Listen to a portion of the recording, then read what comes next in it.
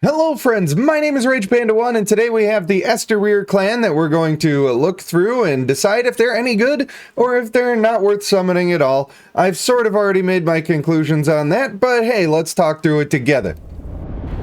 First things first, we were unfortunately given tanks here. I don't think anybody really wanted tanks here. We all wanted marksmen, at least most of us did, but it is what it is. And also I want to talk about their clan trait because it is actually kind of good. It is called Icy Thorns, and when you take active skill or ultimate damage, the attacker takes 9.2% more damage for 3 seconds, stacking up to 2 layers. We're in a meta now where we're countering Male, Water, and Sun more than we're doing anything else, and that's going to be really helpful against that. It's also a buff that's good for your team in general, definitely not mandatory for every team, but it is the sort of thing that you might actually use. So getting a companion for that trait is something that you might consider. Now the male here's got some real interesting stuff going on, so hold on to your pants. First, he's got Permawinter, a passive which makes him enter a frozen status for 6 seconds after being killed. When frozen status expires, the caster revives with full health each time they're revived, meaning this can keep happening. The next frozen status lasts for 2 more seconds if there are no surviving allies in the battlefield, while under frozen status,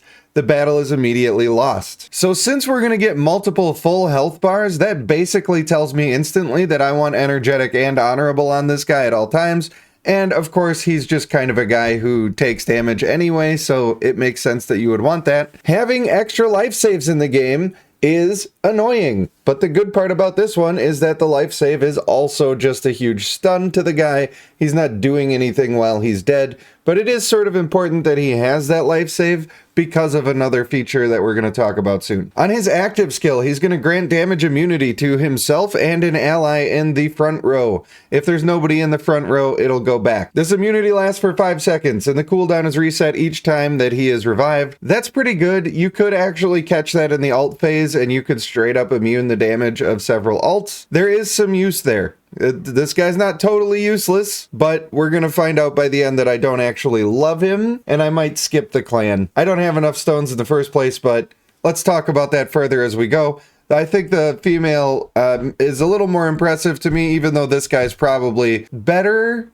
People always want to talk about what's better. It's not like that. It depends on how you use it, guys. All right, for the ultimate, he's permanently increasing his own max constitution while he keeps the percentage of health that he already had. Also, he's going to grant protection to the 2 allies with the lowest constitution for 8 seconds. During protection, the 2 allies are immune to control effects, and when they take lethal damage, the caster takes the damage instead. Now, that doesn't mean that if they die, he will die in their stead. It means he will take the damage. So having him be extra tanky is still good. Some people might read that as he dies instead of them dying, and then what's the point of even being tanky because you're already tankier than these other people, and you're gonna die when you wouldn't have anyway. But that's not how it works.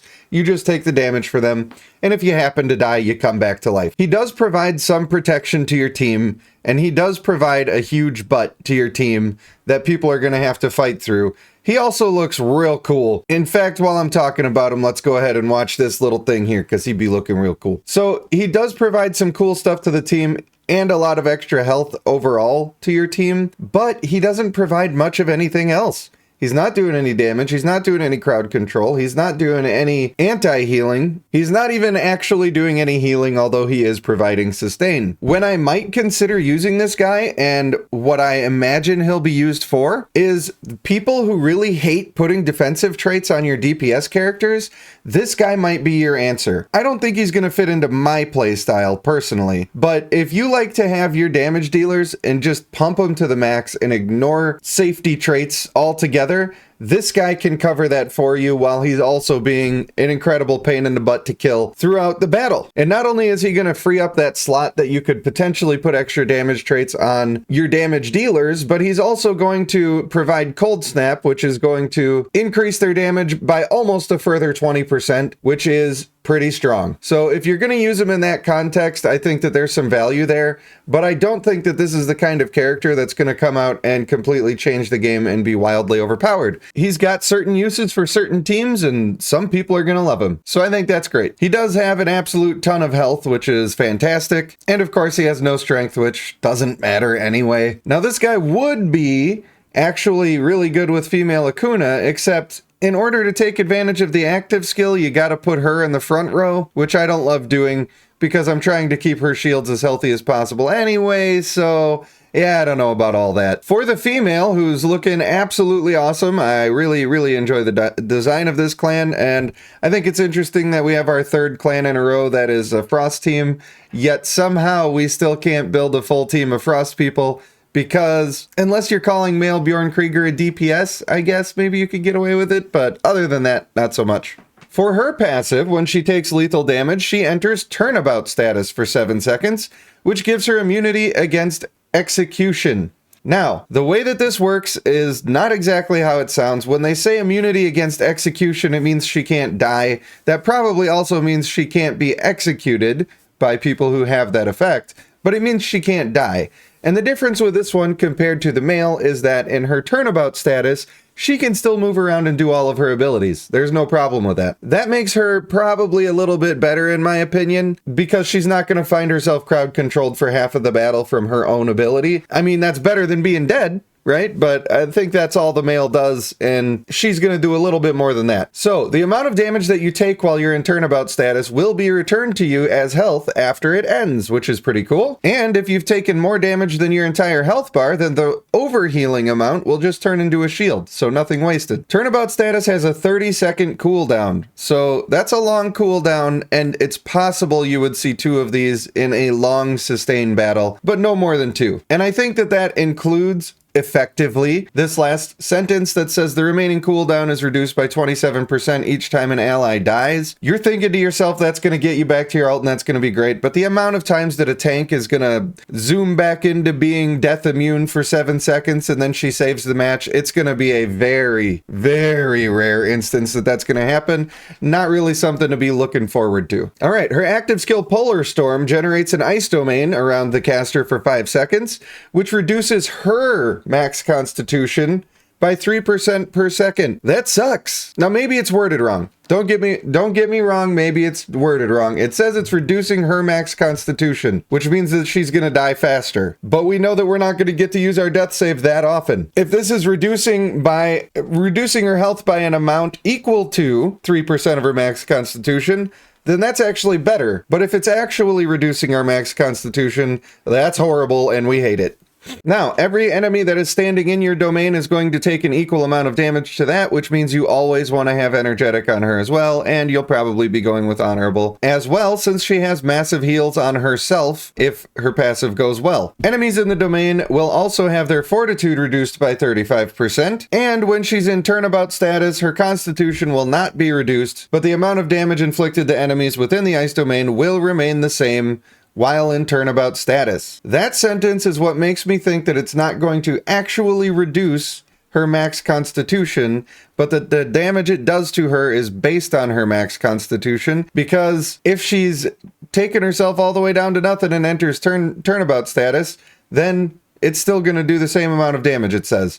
And if it worked the way where it reduces her max constitution, it would never do the same amount of damage ever. So we'll see how that plays out. Unfortunately, the circle for this is smaller than it ought to be, and it's unfortunate because it could have been a little bit useful. Maybe not the best ability in the entire world, but it could have been a little useful if you were having a huge health pool and really doing a lot of damage to people with that. Then her ultimate, what we all expected, a big old dragon breath. She spits a frost breath back and forth to a fan-shaped area in front of the caster. Each spit deducts the caster's max constitution by 5% and deals damage equal to that number to all enemies in the area, reducing their attack speed by 30% and their constitution recovery by 80% for 4 seconds. 4 seconds isn't a long time, but you are going to be casting the ability for a decent amount of time, so it actually adds up, and it's during the ult phase, which is pretty good. Enemies that take the frost breath damage 3 times consecutively will be frozen for 2 seconds. You're probably going to see that happening a lot, and the caster is immune to control effects when casting the ultimate, and in Turnabout status, each spit will not reduce constitution but still deals the same amount of damage to enemies. So what's interesting here is we have a tank who might actually do a little bit of damage depending on how the game rolls out, and the way that she does damage is purely by being tanky. Unfortunately, it's probably still not enough to want to put on flat stats for your health bonus, but what are you going to do? She does come with CC, she does come with anti-heal, She still doesn't die, and she remains on the field when she's not dying. I think all of that makes her better than the other guy, but the other guy can literally save the lives of your team. I just want you to remember how unreliable the Lume ult always was, and just remember that we're doing the same thing here, except it's sort of against two people. But instead of reviving them, they just simply don't die, and you need to be healing them up, otherwise they are going to just die. So the male has some cool stuff there, but it's not all that in a bag of potato chips, and I think that maybe the female is more generally useful, where the male is sort of useful just in his own special use case scenario. For my money, I prefer to have champions like the female Galabar, the male Bjorn Krieger, people that are doing more than one thing, because there's just so much going on in the game right now.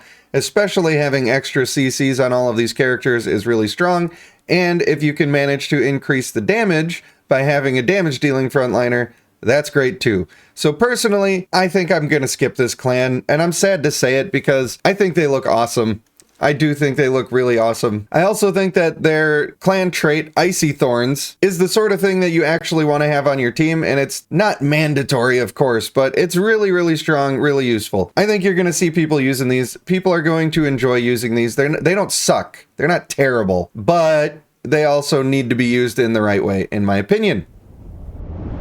So with all that being said, I'd love to know your thoughts. Are you planning on actually summoning on this clan? And if you are, tell me about it down below. And if you're going to try to summon several hundred times to get the companion, then why don't you show up and do that on one of my streams, and we can do a summoning event together, live for everyone, and see what you get. That's always a fun time for me and everybody around. For now, I want to thank you guys for watching. I have been RagePanda1, and I will see you in the next one.